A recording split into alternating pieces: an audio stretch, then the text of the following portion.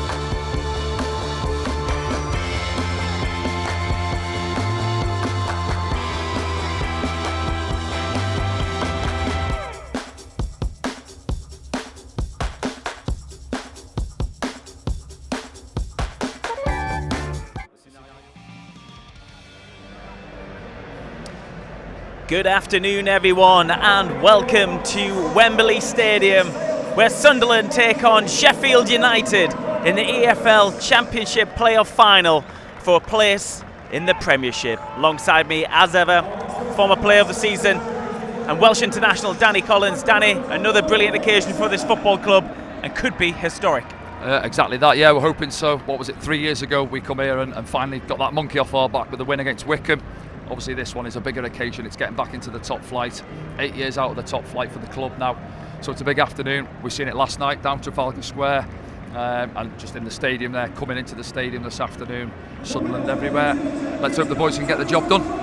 Let's see the Sunderland team news then, if we can, for the first time this afternoon. And there has been changes for Régis Lebris and his squad. And Danny, you actually predicted a couple of these, in fact. Yeah, 2 changes for Regis. Out on the flanks, isn't it? Chris Rigg coming in for Patrick Roberts. I think he'll start on that right-hand side, and obviously a change in formation as well with Wilson Isidore dropping out and Romain coming in on that left-hand side. So 4-2-3-1. I think obviously Joe will play a little bit deeper in there alongside Dan Neil. Brings Enzo inside into that pocket in his favoured position where I think everyone would agree you're going to get the best out of him. Back 4 as it was. Dan Ballard obviously the main man in the week last week against Coventry, popping up with the goods, and yeah, keeps it as it is at the back. So that's the team out there. Let's hope, as I said there, the lads can go out there and get the job done for us. Yeah, that's your Sunderland team. And the bench as well, Danny, if we can just hold that screen in. Is there options from the bench there with the likes of Wilson Isidore and Patrick Roberts to step off the bench? Well, that'll be what you're hoping. You're looking through the subs there, and it's game changes at the top end of the pitch, isn't it? And you know, perhaps Patrick wasn't at his best against Coventry, comes out of there, but he could have a massive impact this afternoon if he comes on 20 minutes, half an hour. We'll have to wait and see. And obviously on the other side, you've got Romain coming back in, who's had a few weeks out injured, hasn't he, as well? He got 20-25 minutes against Coventry in extra time. So we'll see how he goes as well. But get the ball to him early on, open his legs on a big pitch out there, and test. Chowdhury will be playing at full-back. He's naturally a defensive midfielder who's been playing at full-back for them. So let's see how he is 1v1. Well, alongside us as well, we're delighted to say down in the capital is Rob Mason. And Rob, another prestigious afternoon for Sunderland Football Club, whatever happens. Absolutely, it's a great afternoon, it's a great occasion. Obviously, we want to win, we hope to win. If we do win, it'll go down as one of the legendary moments of the football club, particularly after the dramatic conclusion of the semi-final. The scenes last night in Trafalgar Square with all the fans, the brilliant turnout of fans here and former managers and players who are knocking about upstairs. It's all set to be an absolutely wonderful afternoon for the SFC, and big game, tough game. Was certainly more than capable of winning, Frankie. Is this Sunderland AFC's biggest game at Wembley since 1998 because of everything at stake? I suppose so, yes. Even more so than the Capital One Cup final, the League Cup final in 2014. Clearly that was a cup final, it was a major game. But this is the richest game in world football, as everybody knows. The opportunity to go into the Premier League. It's base camp really for getting to more cup finals.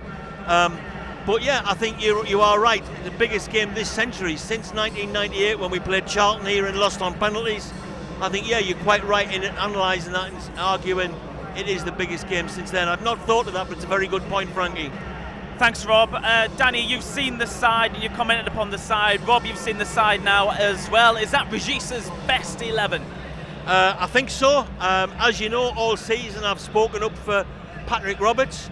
But I've had this discussion on and off air with Danny, but I have to say that when all's said and done, this is the team I would have picked this afternoon. Speaking to friends and family about what they would have picked this week, that seems to be the consensus of the team they would have picked. And as Danny says, we do have Roberts and Isidore, for example, to come off the bench if we need them, and good attacking cards to play if we need them. But in terms of a starting lineup, terrific to see Lefebvre getting an opportunity in midfield, and Mundle makes such a difference. We always wonder with Remain, if he goes on any run, you're hoping you're not going to see him suddenly pull up and pull that hamstring. But I would certainly start him. He got pretty much half an hour in the semi-final against Coventry. We looked a much better balanced and more attacking team with him in it. And Danny's just made the point of the man he's up against. He could really be the trump card this afternoon. Let's hope he's fit enough to last at least 60, 70 minutes, maybe the whole game. I think Rob's right. Obviously, the lads are going to be massively disappointed. Patrick, obviously, we had it with Chris Mepham coming out for Dan Ballard in the semi-finals. And obviously, Patrick's going to be gutted not being out there starting. But as I said there, he's going to get minutes at some stage. And hopefully, he can have a big impact on the game. Same with Wilson. It's been between him and Elijah Mayenda. Obviously, we went to a 4-4-2 in this semi-final. Both of them out there. He's opted to go with just Elijah at the top end of the pitch this afternoon. But Wilson's got to get his head round it, and he's going to get minutes out there again this afternoon. Did we see what Remain Mundle can do with Enzo Lefebvre in that few moments they had together on the pitch? The first time they've shared a pitch together as well. It's quite exciting, wasn't it? Obviously, we got the result we needed. So they're both quality players. They're both players who can open up defences in totally different ways. They're both goal threats. Lefebvre from his opportunity to create chances. And of the 3 goals we scored in the semi-final, he set 2 of them up, and he also pressurised the full-back for the dodgy back pass that Elijah Mayenda ran onto. So he had a clear hand in all 3 goals. And Mundle, as I say, is such an attacking threat. He gets at people. I like him. He wants to get at people. He wants to take people on. But he also does a right shift coming back to help his defence as well. And that's very important. So it is the team I would have picked. Looking ahead of us now as the Sunderland fans, as the crowd builds up here, I'm pretty sure if you nipped off and did a quick straw poll of fans now, I don't think you're going to find very many objections to the side that's been picked. It is the right side. They can write their names in the club history this afternoon if they're going to get the result. There's no reason why they can't. I know Sheffield United are a very good side. I'm certainly not taking it for granted this game could go either way, but we are more than capable of winning, and we've got serious attacking threats on the pitch, and as Danny's just said, serious attacking threats to come on off the bench if we need them. Yeah, I think going back to Lefebvre coming into the middle as well, I think that's his best position. We all agree on that, and he's limited when he plays on the left because you're half in the pitch really for him. The first goal away at Coventry, wasn't it? The first time he got into that pocket of space, picks it up. You've got your 2 forwards with a split. Wilson pulling out to the left-hand side, goal. So hopefully we can get him on the ball in that little pocket of space. Robinson won't want to be getting dragged into there to go and pick him up. We've seen it in the league game as well at the Stadium of Light, where give them a yard in behind Elijah, make them count with it. So it's going to be an interesting one. At the same time, though, I expect us to have a lot more ball this afternoon, especially compared to what we had against Coventry in the second half, because we got pegged back a lot, didn't we? Speak to Billy Sharp earlier. Obviously, Billy's here representing Sheffield United, and he's saying they're perhaps a team who don't like to have too much of the ball either and like to hit on the counter-attack. So it's going to be sort of interesting, really. I expect it to be a tight game. People are asking me, what do I think? I think it's going to be a goal either way. We'll win the game this afternoon. Well, let's have a look at Sheffield United for the first time if we can. Sheffield United, they've made a couple of changes themselves. Danny, you got the team sheet there. Yes, Tom Cannon coming out and Tyrese Campbell coming back in. I think looking at it, maybe sticking with the 4-4-2. We weren't sure before the game, but he's kept Big Kiefer Moore in. That's going to be an interesting battle. Him and Dan Ballard going at it all afternoon. Two heavyweights. Exactly. Yeah.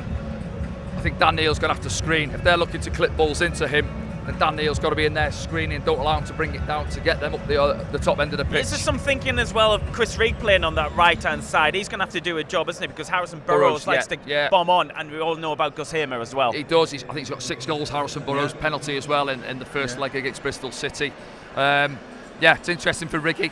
Not naturally wants to play out on that right-hand side, but getting back in there, what he does, he's busy and he's bright, and he'll get around people, won't he, like he did when he come on in extra time against Coventry. So you mentioned Romain, giving us a little bit more legs, and we got back into the game with those two, really. Yeah, I was talking to somebody upstairs from Tottenham Hotspur earlier on, and they were asking how Dennis Serkin's doing, talking about Dennis coming through, and one of the things I was saying was what a goal threat Dennis Serkin is.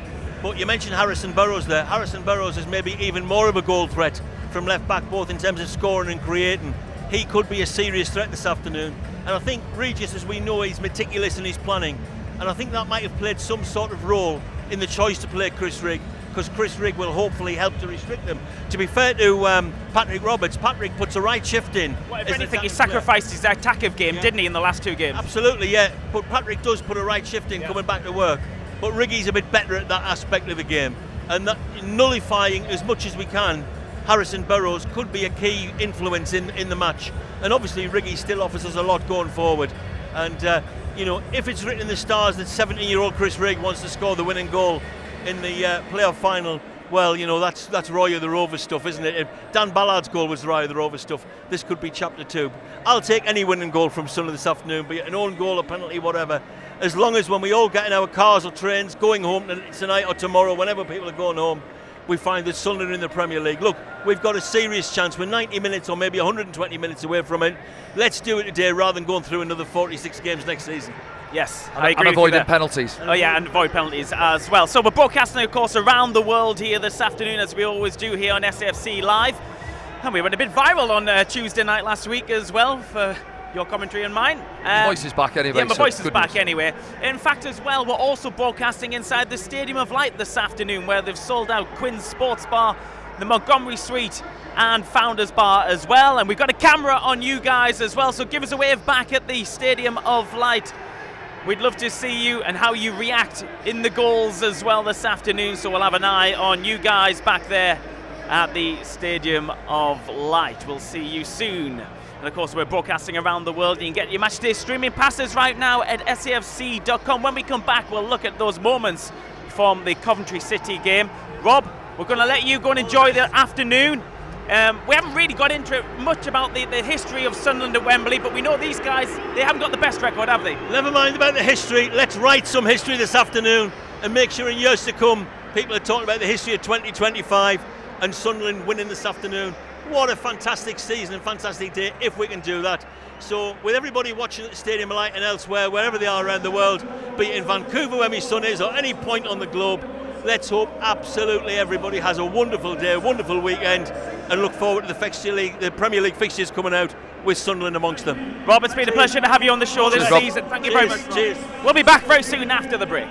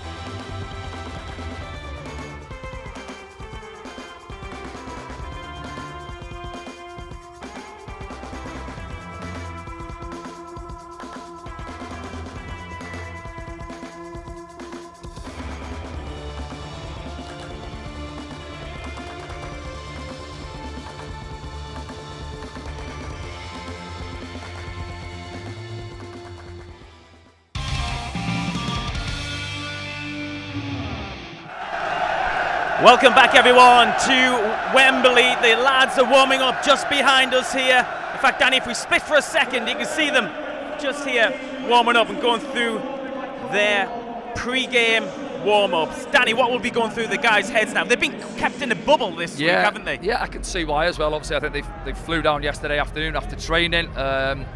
Sometimes you come down on the train and you can get caught up in it a little bit, so I can see why Regis and the coaching staff have gone that way. Obviously at hotel, I think they're out in Watford, kept them out of the way really. I'm trying to stay focused and try and keep the game as natural as you can. But listen, that gets you so far, but when you're driving in, you're coming down Wembley Way, obviously they're seeing the scenes from last night at Trafalgar Square, they obviously know what's at stake here. Yes, we've got a lot of young lads, we've got some good experienced boys in there as well to help them through, but you're hoping that the occasion doesn't get the better of them. But I think what you do is now, and I said earlier on, someone was asking me if you get nerves, and generally you do, it's that nervous build-up in your stomach. But I found that once you get your kit on and you cross that white line, the situation the boys are in now, you go through your warm-up, the nerves go away, you're focused on what you've done all week, what you've done since you were 7-8-year-old, and a lot of these boys have been at academies, and it all comes down to that 90 minutes once they cross the white line at 3 o'clock. A beautiful surface to play on as well, Danny, as you can see behind us. It's probably one of the best you can play on, isn't it? Absolute carpet, yeah. Can't blame the bobble out there this afternoon, can they? So. As you did in a recent game of South Shields, as I understand it. Let me give you the team news then for Sunderland. We're broadcasting around the world this afternoon. This is your Sunderland starting 11 and bench. Danny will take you through the changes and explain them maybe as well. Run through it. 4-2-3-1. I think this afternoon we've come away from that 4-4-2 with obviously Wilson dropping down to the bench this afternoon. So Eliza Meander gets the go-ahead top end of the pitch, and those two changes either side of him. Romain coming in on that left-hand side for his first start in a while, 25 minutes or so in the last game at Coventry, and then Chrissy Rigg coming in on that right-hand side for Patrick as well. I can see why again Regis has maybe gone for that one. I think Chris is naturally a centre midfielder, so defensive duties at times, maybe having a look at Harrison Burrows bombing on that left-hand side as well for them. But we'll get opportunities. I said Meander's always in the game, and them two centre-backs, they got a little bit of a run around at the Stadium of Light, and both of our lads on the score sheet that night, weren't they? So, yeah, it's going to be, I think it'll be a cagey one, but there'll be good opportunities on counter-attacks for both sides as well. And, mentioning them, Tyrese Campbell, he's got good legs, so they'll be looking to get him in behind as well. Yep. Okay, then let's have a quick look at Sheffield United as well before we get stuck into the highlights from the playoff semi. And they've made a change as well. Yeah, well, it's a two-act season here. We took one before. Obviously, we were looking at top end of the pitch with Tyrese Campbell coming in for Tom Cannon, and the other one's for Brooks. Brooks making way, dropping down to the bench for Ryan Brewster coming in on that right-hand side as well. And I think if you look at it, Dangerman, Campbell, as I said there, he's quite sharp. He'll play on the shoulder of Big Dan Ballard and Luke. And Gus Heyman, he's the one that, listen, he steps out on that left-hand side, but he likes to drift in the pitch, like Enzo does for us when he plays out there. It doesn't really want to be out there, but he'll have the licence to go in there, go in narrow to try and pull the strings for Sheffield United, and then it gives Harrison Burrows the opportunity then to get past him on the overlap. Let's have a look at this scenes behind us, if we can cut to the pictures, because the whole crowd is paying tribute to George Baldock, who sadly lost his life, didn't he? Yeah, sad news, and obviously a big occasion for them, and tributes paying in, as you say, on the screens behind us. We've seen it earlier on, so sad loss, of course it is for a lad at such a young age, good footballer as well. So well respected in the game as well. Oh yeah, massively, yeah, and as you say, gone too soon. Yeah, absolutely. Thanks, Danny, for that. Okay, we're going to look back now at Coventry City game. Of course, that was the last time you saw and certainly heard from us, was that Tuesday evening. And even if you weren't in Sunderland, I think you could have pretty much heard the Stadium of Light from anywhere in the world on Tuesday evening. But they put us through the ringer. They did indeed. I think, looking back at it now, it feels like about a fortnight ago, doesn't it? A month even. I think we actually started okay. There wasn't a lot in it. They had some opportunities on the counter. So did we. We're seeing them here. Not real too many clear-cut opportunities. That's one that'll warm the gloves of Anthony Patterson, really. And then setting off, it just felt like the game was getting away from us. We got forced back. Credit to Coventry, Frank Lampard, what a job he's done there. So give them huge credit. They made it difficult and they deserved the goal. And then we're thinking, oh no, here we go again. But as I say, massive credit. We've seen it a few times from the boys this season. Now they've dug in. And I said it there, he's made a couple of changes. Romain and Chrissy Rigg coming on. Just give us our legs again at the top end of the pitch. And if anything, we finished extra time stronger, didn't we? And then the big man stepped up and he delivered. He certainly did. We had a few chances as well, really testing Ben Wilson in goal, didn't we, over the two legs? Yeah, again, that one, I said there weren't too many opportunities, but Eliza there picks the ball up, doesn't he, deep, and then he goes past 2 or 3, decent strike with his right foot, works the goalkeeper there, but there weren't too many opportunities throughout the game, really. Sakamoto on that side, wasn't he? He put some good balls into the box with that left foot of his, so he's a decent player. I like him. Balls into the box time and time again, but as we said there, Dan Ballard, he had the magnet on his forehead, didn't he, over the 2 games, and headed everything that come into our box. So massive performance from, and Luke as well alongside him. It's easy to forget Luke because Dan's come in, stepped up, and obviously got the all-important goal as well. But Luke was outstanding alongside him as well. Yeah, just distracted there, Danny, as Sunderland fans have got their own bit of content inside the ground at the moment. Rory Fallow, our wonderful PA announcer, is doing his best to rouse this crowd. And they're just going to go into the team they won't take too much, will they? They'll get behind the boys. Team in the ball. So it's going to get a bit noisy as we go through these final chances. Yeah. Well, we had it, was it 3 years ago where we could barely hear each other a yard apart. It's getting that way already, Danny, I'll be honest. We're nearly there, so a bit of lip reading will be fine. But yeah, just getting onto it now, and we're obviously waiting for that big all-important opportunity from the corner now, aren't we, as we're trying to focus on this screen in the sun. The sun's just about peeking through here at the stadium. And the one big opportunity they had you right, didn't they? Just thinking about it now before, just over the top of Dan Ballard, and he didn't catch it flush off the forehead. And obviously, if that goes in, then we're perhaps not stood here this afternoon. So, listen, it's fine margins in football, and as we say, we're all at the stadium like there. Was it a week last Tuesday? And we're thinking this is going into extra time and penalties, and then all of a sudden, as I say, Dan there, and it was a strange one, wasn't it? We've seen he almost folds himself in half and comes off the sort of back of his head, really, underside of the crossbar, and as we say, fine margins in football. Yeah, I mean, we some of these moments I've kind of erased from my mind because in the end none of it was consequential, was it? But that was a shout for a penalty on that. No, it was outside anyway. I think he's looked for it. Yeah, we had one at Bristol City, didn't we? Obviously with Trey getting sent off down there. Just that little clip, but I don't think there was any contact there. Hadji Wright's gone down, looking for it for me. But at this stage, you can just see on these highlights how they've picked us back into our final third here, defensive third, and they're working us. And the lads, listen, if you're not at your free-flowing best and you're struggling to keep the ball, you've got to dig in at times. You've got to defend well and defend deep, and that's what we managed to do. And here we go now. Is that Chrissy Riggs on now, isn't he? And I can't see. I'm trying to see on the monitor. It's difficult with the sun on the screen. But keep going, Danny. You're doing a good job. Yeah, and then Romain obviously coming on the other flank as well, and he had the opportunity, didn't he? They got bodies back. This is it now, isn't it? I think. Just have a little look. Ball coming in. No, it's a drag shot, that wasn't it? Yeah, the one that comes to Romain, and they had 3 or 4 bodies back on the line. As the noise goes up again inside the stadium here. So. Yeah, it's pretty difficult when all that's happening, to be honest.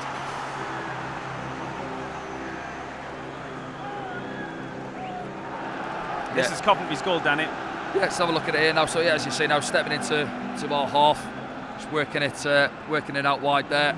Getting runners in behind. I like Coventry the way that Frank Lampard set them up and the way they moved off the ball and worked possession. Good setup.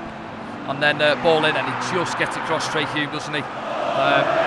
Listen, gets good contact on it. And you're thinking at that stage, yes, they deserved it, Coventry, and we're fearing the worst, really, aren't we? That they're on top, they've got the goal, their tails are up, and are they going to go on and get a second and knock us out? But I'll say the boys rolled their sleeves up and dug in and managed to get back on track.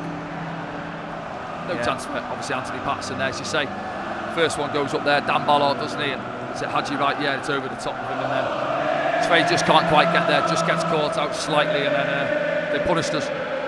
Yeah, and of course Sunderland had to go looking for a goal then, didn't they? If they didn't want it to go any further the game, but they ended up going into extra time. Just can't quite sort his feet out off the shin, isn't it, that one there?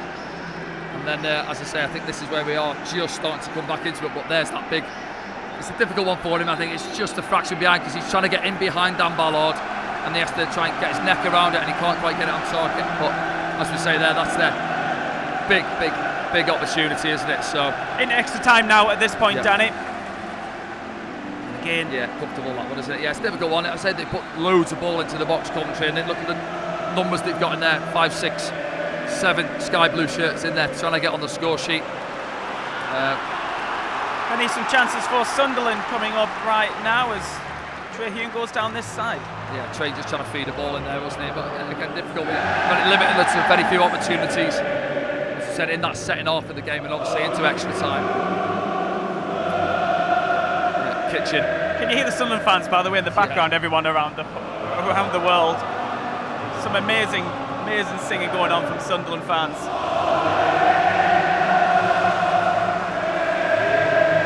Right, we've got about a minute left of these. Yeah, that's the one I was on about, the Remain Mundell, yeah. So late on, wasn't it? So they've had that Hadji Wright opportunity there with the header. And there's your two subs combining. Riggy gets to the byline, pulls it back. It's a difficult one. You can see there between him and the goal there. There's 3 blue shirts and obviously the keeper as well. So it's a difficult opportunity for him to try and find a little bit of an opening to feed the ball into. Look at the reaction of the Sunderland fans there. Thomas Asante. Thomas Asante off the bench. Yeah, little deflection, wasn't it? And here we are now. Yeah, we're thinking this is it. But then big Dan Ballard. It was made for him, wasn't it? And he deserved it, as we say there, for his performances over the 2 games, really. And unbelievable header, because he gets himself in an awkward position. He almost jumps too early and has to sort of fold himself in half, doesn't he? He comes off the side of his head, underside of the crossbar, so everything goes for us in that moment. Decent delivery from Enzo as well, by the way. And yeah, well, they'll obviously be disappointed looking at it from their point of view. Nobody's really tight to him. Kitchen there, you see, tries to get there.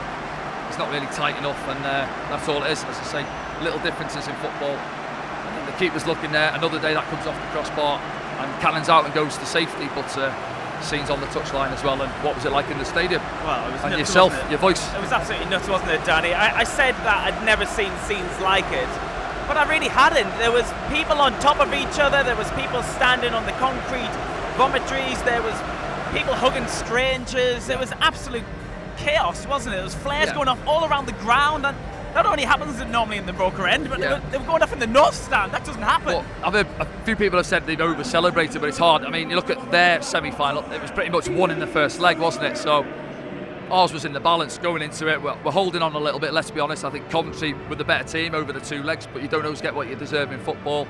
Different ways to win a game of football. We have to dig in, and then we get our rewards at the end of the game. But the noise, I'd probably compare it to from my playing career to when Kieran hit that free kick. I've mentioned it a few times, where the stadium that day was ridiculous, and that was obviously up there and probably a little bit better than what it obviously meant at the time because of the game. Because of what it meant, because it was in that final second of the game as well. But everyone was kind of resigned to penalties, weren't we? It'd been such a long day. I'm thinking, oh no, because we're not great this season. So yeah.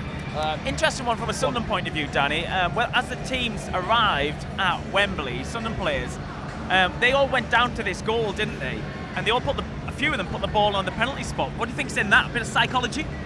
Well, trying to visualise it. Hopefully, well, say that it doesn't happen later on. But if it was to, that they can, put it in the back of the net. But I'll tell you now, getting off the bus and putting the ball down when there's empty seats there is a little bit different to when there's 85,000 in the stadium, and that goal gets a little bit smaller, I'd imagine. So I didn't take any penalties in my career, so I don't know. But listen, we haven't been great from penalties this season, but things have to change in football. So we'll wait and see if it gets to that. We'll see if we get there. Hopefully it's all done in 90 minutes. That'll be good for the nerves from a Sunderland point of view. Obviously a positive result as well we want for Sunderland AFC. You can watch this game with us as well around the world. We're streaming it live on SAFC Live. And you can do that at safc.com. You can buy your massive streaming passes. We are about 25 minutes away from kickoff. We've still got about 7 or 8 minutes to spend down here. So let's give you the team news again. If you are just joining us, this is the Sunderland team news. Couple of changes, Danny, and Regis has shuffled the pack. Shuffled the formation as well. Yeah, as we say there, changes. Remain coming back in, gets a start on that left-hand side, and Chrissy Rigg as well. Big day for him, isn't it? Getting back in, and Chris would have been disappointed himself, missing out and starting in the semi-final games as well. But he's back out there. So there's 2 changes, a little change in formation, and Enzo going into his favoured position just in behind Elijah Mayenda. So can we get him on the ball in that middle of the pitch? Yeah, and also get Remain Mundell on the ball as well. Yeah, exactly. Yeah, we said it before. Chowdhury playing at fullback, not a natural fullback. He's done okay there, I think, but he's a big lad. Yeah, he's a big lad, but remains a natural winger, isn't he? What about the rest of their back line as well? You got Ahmed Hodzik as well, and also Jack Robinson. Yeah, he's a little bit rash. He can lose his head at times, and going back to the game at our place in the season as well, the 2-1 victory where he got the better of him that night, and Wilson put the burners on, went past Ahmed Hodzik, didn't he, like he wasn't there, and obviously Jack Robinson had a tough evening as well, so that'll be in their memory from it. And as I said, they'll know all about Elijah Mayenda now. They won't want to give him too much grass to run into in behind, but early on as well, put a ball or 2 in behind as well. Let's have a look at them running back towards their own goal. Yeah, absolutely, because that's what we saw in that 2-1, didn't we, when we beat them at home. And I know we got beat down at Bramall Lane, but we we were really in that game, weren't we? Davis coming off the bench. Yeah, I actually thought over those 2 games, yes, we won the home game. I thought we were better at Bramall Lane, especially in the first half. Tommy Watson was excellent that night, won the penalty. Yeah. And I think Chris Mepham got sent off, didn't he? Remember we were down to 10 men, weren't we? Yeah, I'm sure he got sent off, didn't he? Into the box on Tyrese Campbell, do you remember? Yeah, it was the big talking point from the Sunderland point of view, of course, was Patrick missing the pen. Yes, and then that's where it started from there. Yeah. Patrick had scored one earlier on at Plymouth earlier in the season as well. We'll keep it positive though, Danny. But even second half, they had a spell setting half, and then we still had a couple of opportunities down there. And as you say, Tom Davis popped up with, I think it was his only goal so far this season, which was the winner. And then at our place, first half we were excellent on the front foot, balls in behind, slipping balls through, as you say. Second half though, they came on strong and they forced us back for the majority of that second half, like we did against Coventry, but we held on again that night. Talking of scenarios, Danny, what if Sunderland were to get the first goal? Do you think Sunderland might revert to their defensive plan, which they did in the previous 2 games? Yeah, sometimes it's a natural reaction, really. Say we get a goal in the first 10-15 minutes. Well, it's kind of what happened in the first leg. We scored, and then they came up and scored as well. Yeah, but then, just keep in your shape, but keep the ball better. There's different ways of playing football. We don't have to go and then go and try and get the second or the third. It'd be great if we could, but sit in your shape. You've got Romain who can get us up the pitch. You've got Mayenda you could drop balls into behind. So on the turnovers, and you look at their place where we got the goals from. Our place when they were sloppy on the ball, when we nicked it off and punished them. Exactly. But why did they make the mistakes? Is it because they know the likes of Wilson Isidore and the likes of Mayenda can getting around him. First one was Jack Robinson, didn't deal with the long ball, did he? And then CD Peckett with the second one, caught in 2 minds, loose in possession. We punished them that day as well. But look at it from the flip side as well. So they've gone big man, Kiefer Moore, 6'7".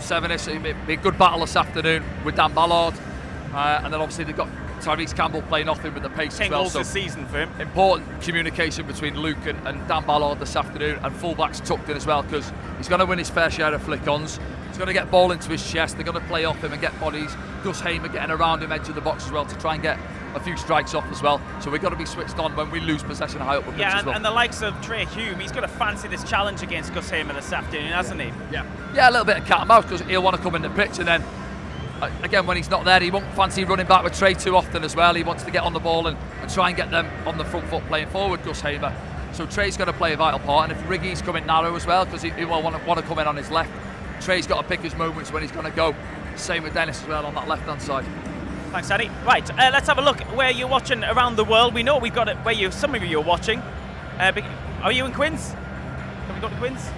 Well, we're going to come back to you later on, though, so keep an eye. We have got a camera on you guys, so do be aware of that. We will be cutting to you throughout the programme this afternoon, but we know we are broadcasting around the world this afternoon here on SAFC Live from Wembley Stadium. It's actually a 3:01 kickoff time here at the Stadium of Light, and me and Danny have to try and navigate our way back up to the commentary position, which is kind of about halfway line over there.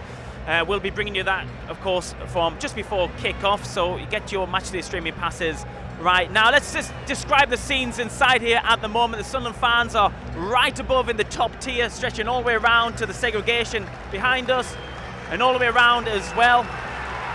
We've got some players cheering on the fans. We've got Dan Neil coming over in a second. He's going to be greeting the fans as well, as it looks like they're going to do their final warm-up down here, Danny, with Scotty down here as well. Been around a while. Scotty putting them through their paces, warming them up. Leo Yell just spitting his chewing gum at us there. I don't know what that was about.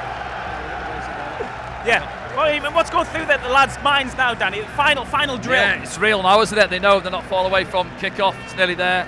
Done all the prep during the week. Set pieces. Again, something we haven't touched on. Set pieces in the first leg at Coventry. Excellent. Sort of, getting Trey Hume in and trying different things. So I'm sure they've had a few days where they've worked on a couple of set pieces to try and catch Sheffield United out as well. But yeah, as you say now, you're back in the change room. You've done your prep. Get your markers from set pieces and go about your game. And hopefully, as I say there, we turn in several 8, 9 out of 10 performances, and we're in the Premier League come 5, 6 o'clock. Yeah, it's so unbelievable to imagine that as the lads run in, they're getting roared so loudly inside the Wembley Stadium here. You can see some of the scenes on your screens right now, and these are pictures that'll go right around the world as well. You've got to say at the moment, Sunderland fans are more in presence and certainly louder than Sheffield United fans at the moment, aren't they? And we're not being biased there. No, not at all. No, as you say, obviously the divided gaps on the halfway line. But even as going back to last night, and we had a little walk past Trafalgar Square there, didn't we? And it was carnage. And then the first time I think we've seen a Sheffield United shirt was when we were coming down Wembley Way today. Yeah. But yeah, they're going to have 30-odd thousand in here as well this afternoon, aren't they? But I think obviously, without having our bias hats on here, you're going to hear the Sunderland fans a lot more this afternoon. Right, I think that's pretty much it for us pitch side here as the Sunderland fans make their selves heard once again. And we'll be back here, by the way, as well, pitch side, following the result. No matter what happens, myself and Danny will be doing the post-game programme, so we want to hear from you. Use the hashtag AskDanny on social media. Tell us where you're watching the game from around the world. Keep your eyes peeled as well if you're watching it back at the Stadium of Light. We've got a camera on you guys as well. There's the hashtag if you want to get involved. Danny, how do you see it going? 1-0 Sunderland. I think it'll be a tight match. I said it there. One either way, and obviously I have got my bias hat on. I'm going for the Black Cats. The boys can get over the line. 1-0. Do you want a goal scorer? Wilson Isidore off the bench. There we go. Danny Collins has told you where the betting lies. What do you say? Get in touch. Use the hashtag AskDanny. We're going to go up to our commentary positions now. One last game. One final hurdle before Sunderland could return to the Premier League for the first time in 8 seasons. We'll see you soon.